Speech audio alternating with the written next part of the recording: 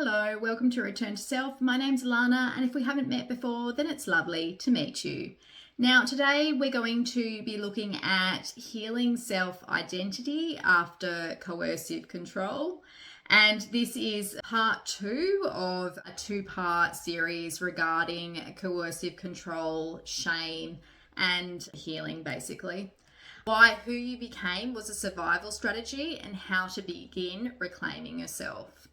So just to recap, during part 1, we explored how coercive control causes your identity to become fragmented and the fact that it also slowly colonizes your inner world. Ultimately, we learned that coercive control is about control and who gets to define reality. Identity can't remain unified under those sorts of conditions, so it fragments. To survive, the psyche must solve 3 impossible tasks at once. It needs to stay connected to the controller.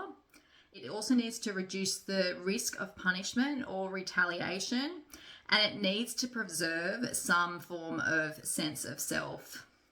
So the solution is the splitting of your identity into different functions.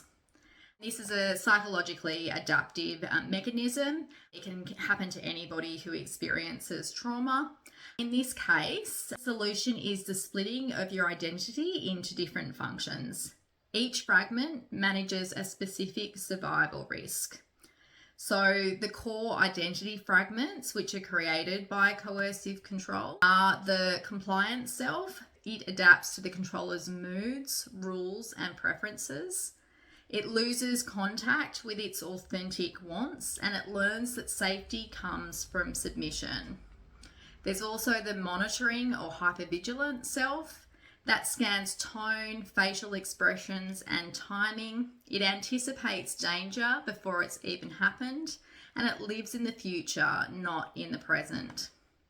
The gaslit self, it questions memory, your perception, and your intention. It relies on the controller to define truth. It feels chronically confused. A suppressed self, it holds anger, grief, sexuality, joy, creativity, and it goes underground because expression has been punished.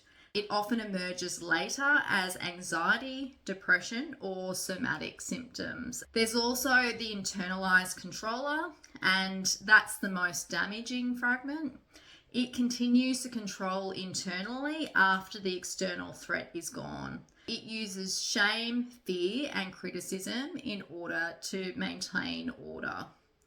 This is why coercive control persists even once you've separated from somebody using coercive control as a form of manipulation. So healing after coercive control. Unfortunately, it's important to note that healing does not automatically occur when you leave the relationship.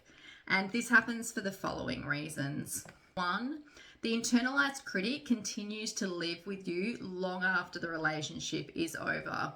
The internalized controller remains active. The nervous system still expects punishment. Choice still feels dangerous, and autonomy triggers shame and sometimes anxiety. This causes your self-identity to remain organized around a sense of control. 2, self-awareness or self-insight alone isn't enough to think your way out of toxic shame.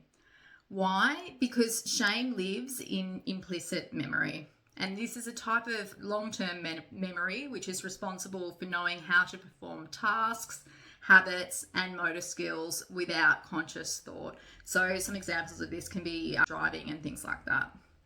Coercive control trains the nervous system to expect danger in connection.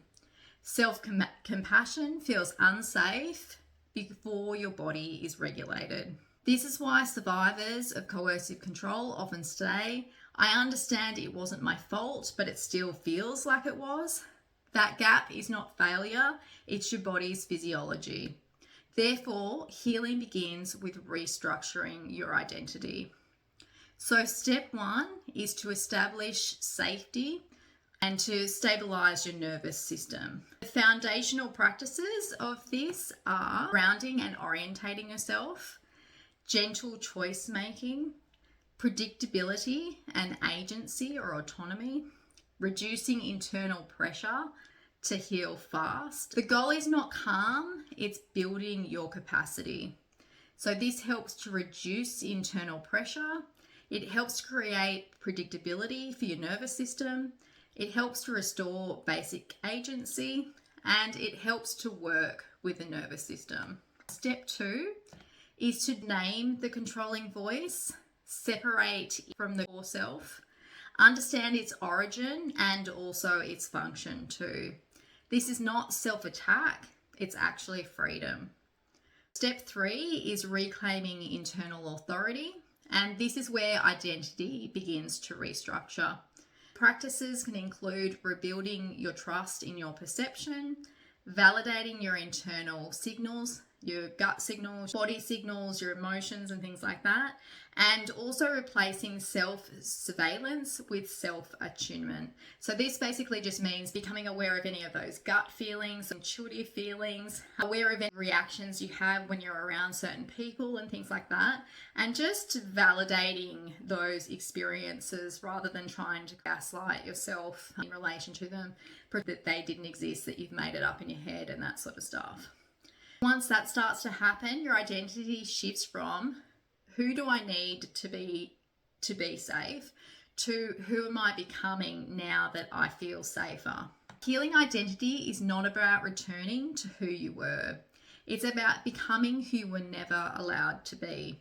So key identity repairs are from compliance to choice, from shame to dignity, from self-abandonment to self-relationship, and from external validation to internal anchoring. And that basically just means being embodied within your body. You're not finding yourself, you're rebuilding yourself. So what does healthy identity feel like? Not just what it looks like. A healed identity feels like spaciousness rather than brittleness, responsiveness rather than reactivity, curiosity rather than self-policing, and the ability to tolerate imperfection without total collapse. If you were shaped by coercive control, nothing is wrong with you. Your nervous system learnt what it had to. Your identity adapted in order to survive. Healing is not self-improvement, it's actually the reclaiming of self. I hope that this has helped somebody out there, given you insights, perhaps a few tools for you to be able to work with. There are resources out there for people to access if they need to. If you're needing more support in relation to this kind of stuff, seek support from a therapist. Speak to friends, family, people you trust. My hope is to give you a better understanding of this topic in general. I think it's often a misunderstood area of psychology. All right then, well, I wish you all the best as you go along your healing journey. If you could please like or subscribe, that would be great. Other than that, I will see you in the next one. Bye for now. See ya.